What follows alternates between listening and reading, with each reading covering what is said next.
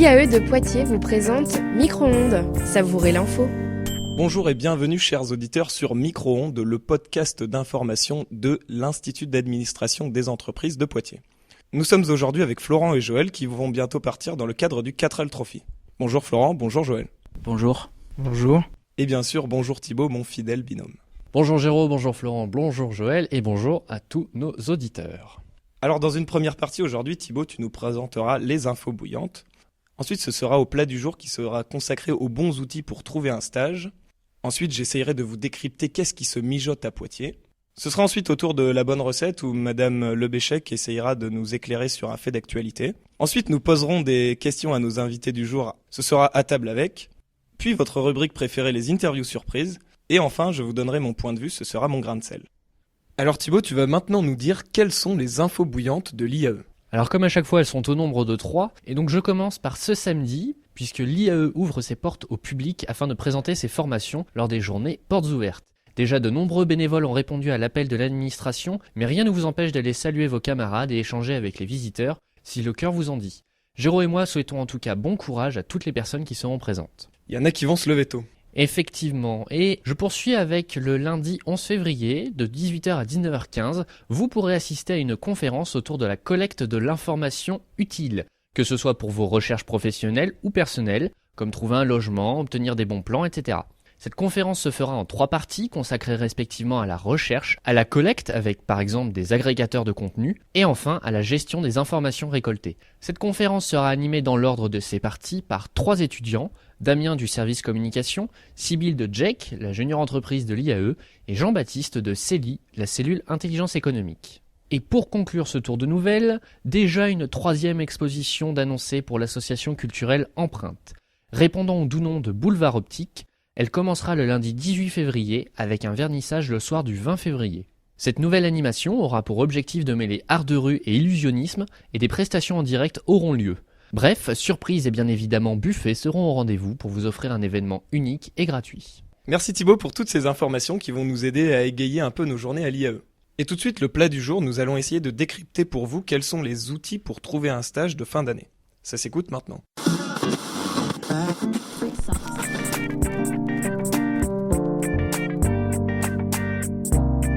Le plat du jour. Eh bien, nous allons maintenant parler d'un sujet qui nous préoccupe tous, ou peut-être certains, c'est la recherche de stage. Mais heureusement, l'IAE met à votre disposition de nombreux outils pour vous aider à trouver un stage. Par exemple, l'association des anciens diplômés, l'ADIAE, met en vente l'annuaire des anciens diplômés.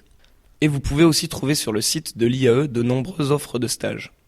Et enfin, pour les plus aventureux d'entre nous qui cherchent un stage à l'étranger, il est possible de faire appel à des sociétés privées qui se chargeront de vous trouver un stage.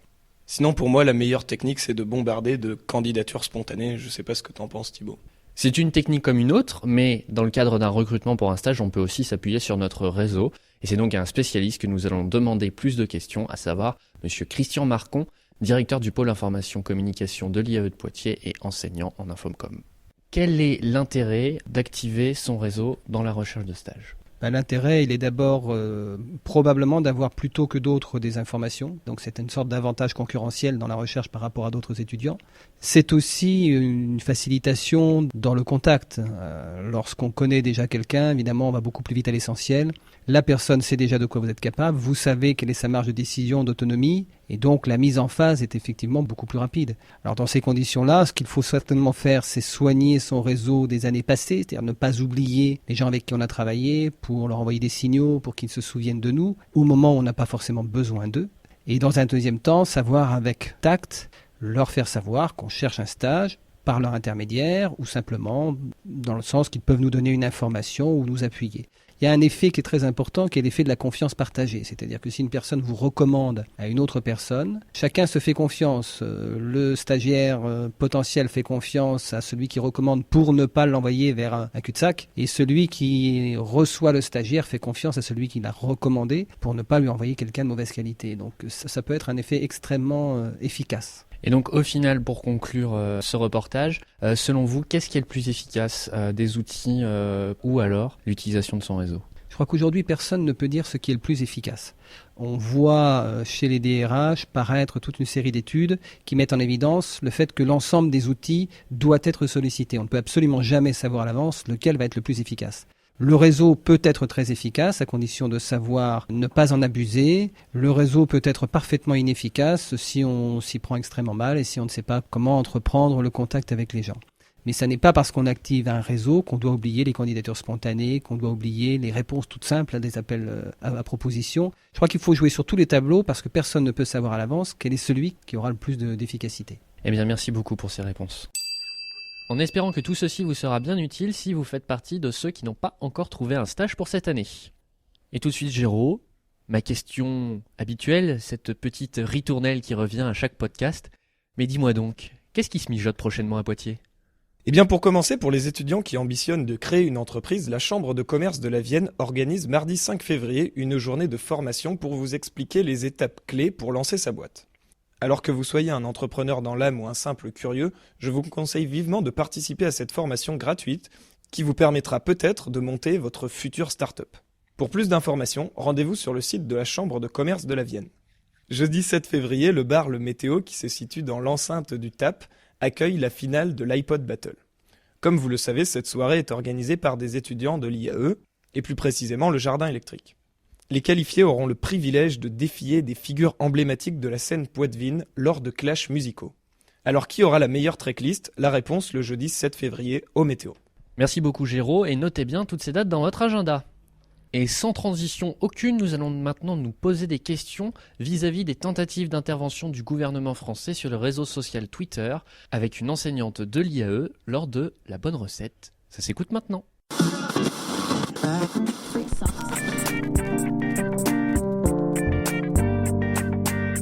Quelle est la bonne recette ? Alors bonjour Madame Lebéchec, vous êtes maître de conférence à l'IAE de Poitiers en sciences de l'information et de la communication. Si nous avons fait appel à vous aujourd'hui, c'est pour revenir sur l'actualité. En effet, il y a eu des débordements sur Twitter récemment et le gouvernement, via Najat Vallaud-Belkacem, son porte-parole, a précisé qu'il voulait appliquer la loi sur les réseaux sociaux, notamment la loi contre les discriminations, l'homophobie et le racisme. Alors, une première question pour vous. Est-il possible d'appliquer la législation française sur Twitter et sur les réseaux sociaux ? On peut dire que oui, puisque un certain nombre d'associations ont porté plainte et ont été reçues pour leur plainte auprès du tribunal de Paris. Il faut savoir que l'article 11 de 1789 nous dit que la libre communication des pensées et des opinions est un des droits les plus précieux de l'homme. Et tout citoyen peut donc parler, écrire, imprimer librement, sauf à répondre de l'abus de cette liberté dans les cas déterminés par la loi. Et c'est ce que fait Najat Belkacem dans son article paru dans Le Monde. Elle fait bien référence à une loi française qui est la loi de confiance dans l'économie numérique donc de 2004. D'accord. Est-il possible que Twitter puisse retrouver les personnes qui se cachent derrière les avatars et les livrer à la police française ? Alors, ce qu'il faut comprendre, c'est que c'est des messages émis à partir du territoire français par des internautes français et qui écrivent en français. Or, Twitter est une entreprise des États-Unis de droit californien. Donc ce que fait pour l'instant Twitter, c'est de préciser que les données sont hébergées aux États-Unis. Techniquement, c'est envisageable puisque Twitter l'a déjà fait pour d'autres affaires. Et à votre avis, est-ce que l'État ne profite pas de ces débordements pour exercer une certaine forme de censure sur les réseaux sociaux ? Il faut savoir qu'il y a 3 pouvoirs en France, le pouvoir exécutif, judiciaire et législatif, et c'est à la justice de sanctionner des propos injurieux. À partir du moment où on déplace la responsabilité vers l'outil, effectivement, on peut estimer qu'on est sur des formes, en tout cas, de filtrage, peut-être de censure. Il faut savoir que Twitter ne peut pas prendre la responsabilité des propos. Ce sont les internautes qui ont ces propos injurieux. Et normalement, Twitter, en tout cas, c'est un outil. Ce qui pose question derrière, c'est ce qu'on appelle la neutralité du net, qui est quand même un principe d'assurer le transport des paquets, des messages, sans distinction. D'accord, eh bien je vous remercie pour votre analyse. Affaire à suivre donc concernant le petit oiseau bleu, et c'est l'heure maintenant de poser des questions à nos 2 invités du jour, Florent et Joël. Alors peut-être que nos auditeurs ne savent pas qu'est-ce que le 4L Trophy. Est-ce que vous pouvez nous expliquer en quoi consiste ce projet ?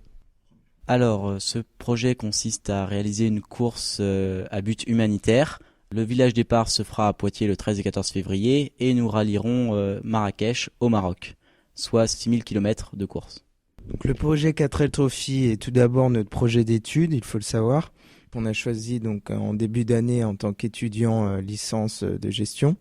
Et dites-moi, messieurs, quelle a été votre motivation pour participer à ce projet ? Notre grande motivation, je pense à tous au départ, c'était que c'était un projet qui est concret, qui a des résultats vraiment réels et qui demande une implication vraiment à tous dans le groupe. C'est également un projet qui est très formateur, c'est-à-dire que tout ce que l'on apprend à l'IAE est mis en application à travers un projet comme ça, c'est-à-dire au niveau financier, au niveau commercial, au niveau marketing, au niveau communication. Alors oui, c'est vrai, Florent, qu'il y a vraiment beaucoup de préparatifs à avoir pour ce projet qui paraît faramineux, on va dire. Et justement, où est-ce que vous en êtes de tous ces préparatifs ? Alors, il est vrai que c'est un projet qui prend énormément de temps et énormément de moyens. Finalement, on peut dire que c'est un mini Paris-Dakar. C'est un projet qui nécessite 1 an de préparation, voire 10 mois. Nous avons commencé ce projet le 1er octobre 2012. Nous avons donc 5-6 mois pour le réaliser. Aujourd'hui, nous en sommes à la préparation du véhicule. J'ai envie de dire la moitié, voire 3/4 du véhicule est prêt. Il nous reste juste certains réglages à faire, certaines révisions, et le bolide sera prêt à partir sur la ligne de départ. Au niveau financier, il nous manque toujours un peu d'argent. On met en place des événements pour combler ce vide. Tout devrait bien se passer et on va bien partir le 13 et 14 février prochain. Et donc pour terminer cet entretien, dis-moi Joël, quelles sont les prochaines étapes et dates importantes du projet ?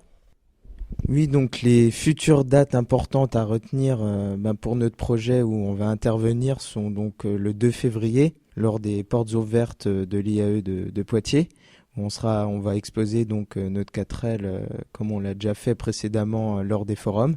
Puis il y aura également le 8 février, on a eu la chance justement d'être en partenariat avec le Méga CGR qui a pu justement nous offrir cette possibilité d'exposer notre voiture là-bas devant le Méga CGR.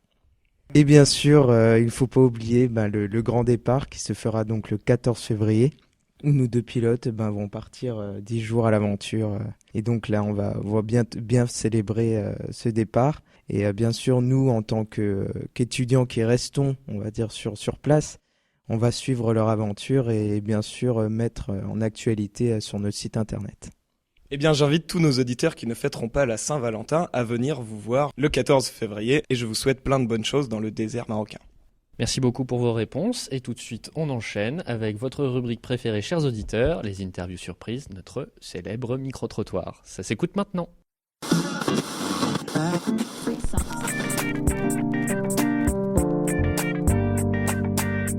Interview surprise.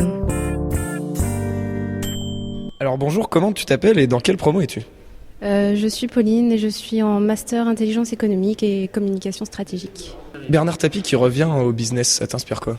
Rien du tout, ça me dérange pas. L'autre jour j'étais en soirée et je discutais avec quelqu'un et il m'a dit que la tectonique allait revenir, t'en penses quoi ? Ça m'est égal aussi, je veux dire si des personnes se trouvent bien dans ce type de danse, tant mieux pour eux. T'es pas contrariante en fait ? Non, mais je suis assez ouverte et il y a des choses qui correspondent à des types de gens, tant mieux pour eux s'ils sont heureux dans ce type de vie. C'est beau. Je sais pas, H&M, Zara, Miss Coquine, où est-ce que tu t'habilles ? H&M, j'aime pas du tout Miss Coquine, c'est pas du tout de la qualité. Zara, c'est trop cher. Donc tu t'habilles que H&M ? Non, Promode, Cache-Cache, Etam, d'autres petites boutiques aussi, pas forcément connues, voilà. Et si tu devais définir ton style vestimentaire en un mot, ce serait quoi ? Coloré. Bonjour, comment tu t'appelles et dans quelle section es-tu ? Moi, je m'appelle Pierre Ming. Je fais mes études à master 2e année à intelligence économique. Si tu devais définir ton style vestimentaire en un mot, quel serait ce mot ? Mais moi, je suis plutôt normal, je trouve. Okay. Un peu style chinois, je trouve. Ah, est-ce que tu peux nous en dire plus sur le style chinois ? C'est pas comme en France, il y a le vêtement, il y a plusieurs couleurs, mais pas beaucoup de couleurs. Mais en Chine, les couleurs sont plutôt le rouge, le jaune, la couleur est pas foncée comme ça. En Chine, vous êtes plutôt flashy. Il y a une polémique en France, c'est sur le mariage gay. Qu'est-ce que toi tu en penses ? Mais je trouve ça c'est normal. Je trouve ils ont le droit à se marier. Et c'est le cas en Chine ?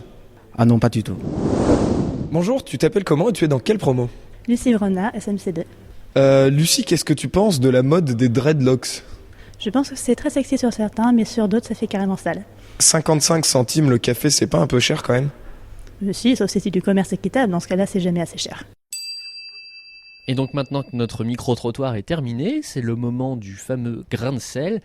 Et donc Géraud, qu'est-ce qui te remue la couenne en ce moment? Bon, eh bien, cher Thibaut, c'est désormais un fait, Internet est devenu omniprésent dans nos vies d'étudiants. Nous sommes connectés H24 et rares sont les courageux qui arrivent à décrocher ne serait-ce qu'une journée à l'attrait du net. J'en arrive même à me demander comment nos ancêtres étudiants des années 90 arrivaient à survivre dans ce monde hostile sans Internet. Imaginez un peu leur situation à cette époque qui me paraît aujourd'hui presque moyenâgeuse. Aller à la bibliothèque universitaire pour faire une recherche, aberrant. Prendre la peine de consulter un dictionnaire pour traduire un mot en anglais, inimaginable. Pire encore, obligé de recopier un cours quand on a eu le malheur d'être absent le vendredi matin. Donc ça voulait dire que, même dans les années 90, il y avait des étudiants absents. Eh oui, la fidèle soirée du jeudi soir, ça a toujours été. Mais trêve de digression, Thibaut. Ne vous réjouissez pas pour autant. Quand je vois certaines dérives sur la toile, ça me donne froid dans le dos. Le pire de tout, c'est les personnes qui prennent leurs repas en photo pour les poster sur les réseaux sociaux. Je ne peux plus me connecter sur Facebook sans qu'une photo de burger squatte ma timeline. À croire que les gens ne se nourrissent plus par nécessité, mais simplement pour poster une photo sur Instagram. Et je sais pas si tu le savais, mais ce phénomène a même un nom, le food porn. Mais où va-t-on, mon Dieu? Ah, mais je te rassure Thibaut, et je vous rassure chers auditeurs, si vous désirez checker des vraies actualités sur les réseaux sociaux, ruez-vous sur la page officielle de l'IAE de Poitiers sur Facebook. Oui, je pense que ça c'est beaucoup plus intelligent et pertinent à faire. Et je vous imagine déjà tous les larmes aux yeux, car oui, effectivement, c'est la fin de cette émission. Mais ne vous inquiétez pas, d'ici 15 jours, la nouvelle émission sera arrivée. Elle arrivera donc le mercredi 13 février à 18h, l'heure habituelle. Il ne nous reste plus donc qu'à vous dire à la prochaine. Ciao ciao.